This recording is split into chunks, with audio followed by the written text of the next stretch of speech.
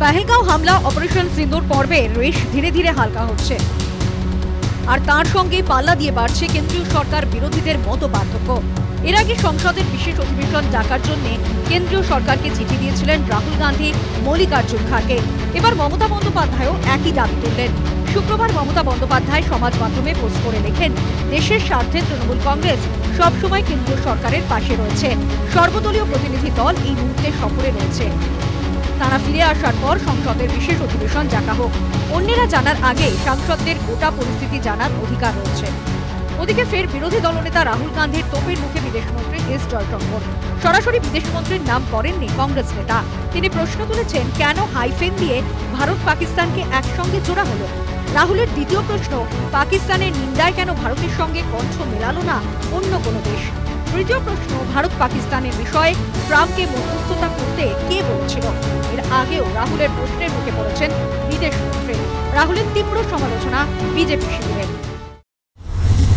राहुल गांधी जी आज पाकिस्तान के official YouTube content creator की तरह बोलते हैं। राहुल जी, इंडिया पाकिस्तान हाइफेनेट नहीं हुआ है। पाकिस्तान और कांग्रेस हमेशा के लिए हाइफेनेट हो चुकी है, क्योंकि पाकिस्तान की जुबान बोले कांग्रेस पार्टी, कांग्रेस माने पाकिस्तान को भाईजान, दो शरीर एक जान।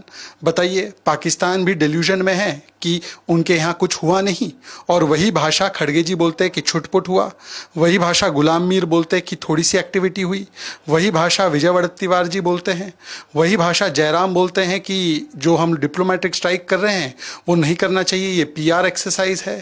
तो बार बार सेना का अपमान और पाकिस्तान को बताना भाईजान, पाकिस्तान को क्लीन चिट देना, 26/11 हो, पुलवामा हो या पहलगाम हो जिसमें रॉबर्ट वाड्रा ने क्लीन चिट दिया, या सिद्धरमैया ने तरफदारी की, या सैफुद्दीन सोज ने की, ये तो कांग्रेस पार्टी पाकिस्तान के साथ हाइफेनेट हो चुकी है। और जहाँ तक बात है मीडिएशन की, तो DGMO की नहीं मानेंगे, MEA की नहीं मानेंगे। स्वयं ट्रंप साहब ने बोला कि मैंने मीडिएट नहीं किया, मदद की है, उनकी नहीं मानेंगे तो कम से कम थरूर की और कम से कम सलमान खुर्शीद की तो मान लो। कांग्रेस शिविरों पलटा जवाब दिए। 91 को राजीव गांधी जी ने चंद्रशेखर जी की सरकार से अपना समर्थन वापस ले लिया था। यह अप्रैल का अग्रीमेंट है, जहां तक मेरी जानकारी है 6 अप्रैल वगैरह का अग्रीमेंट है। लेकिन बार बार बेवकूफी दिखाना बीजेपी की जरूरी नहीं है। असलियत यह है कि यह अग्रीमेंट पीस टाइम के लिए किया गया था, जिससे हमारी थल सेना, नौसेना और वायुसेना का अगर कोई मूवमेंट हो तो दोनों देशों में कोई गलतफहमी ना पैदा हो। यह पीस टाइम अग्रीमेंट है। जयशंकर जी ने, जब हमने वॉर टाइम सिचुएशन में, जब हमारे ऊपर आतंकी हमला हुआ और हमने जवाबी कार्रवाई करी, उस चीज का जो जानकारी और सूचना थी वो पाकिस्तान को दी थी। बीजेपी मनगढ़ंत कहानियां, मनोहर कहानियां अगर रचनी बंद कर देगी तो इस देश की सुरक्षा शायद बेहतर कर पाएगी। रोज नए फर्रे लाकर आप अपनी बेवकूफी दिखा सकते हैं, लोगों को बेवकूफ नहीं बना सकते। তাহলে কি মধুচন্দ্রিমার দিন শেষ? পহেলগাঁও হামলা এবং তার পরবর্তীতে অপারেশন সিন্দুরের আবহে বিরোধীরা নিঃশর্তে সরকারের পাশে এসে দাঁড়িয়েছিল। সে পর্ব মিটতেই এবার সরকার বিরোধী তরজা শুরু। শুক্রবার রাজস্থানে প্রধানমন্ত্রী দাবি করেছেন তিনি বুক চিতিয়ে ভারত রক্ষায় দাঁড়িয়ে আছেন। তার মাথা ঠান্ডা কিন্তু রক্ত গরম।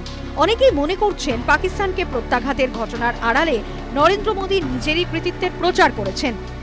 শুক্রবারই নরেন্দ্র মোদীর ভাষণ নিয়ে প্রশ্ন তোলেন কংগ্রেস মুখপাত্র জয়রাম রমেশ। এবার আক্রমণ রাহুল গান্ধী, মমতা বন্দ্যোপাধ্যায়ের। আর কয়েক মাস বাদেই বিহারের নির্বাচন। তবে কি ভারত পাকিস্তান সংঘাতের আবহেই শুরু হয়ে গেল নির্বাচনের প্রস্তুতি? News time.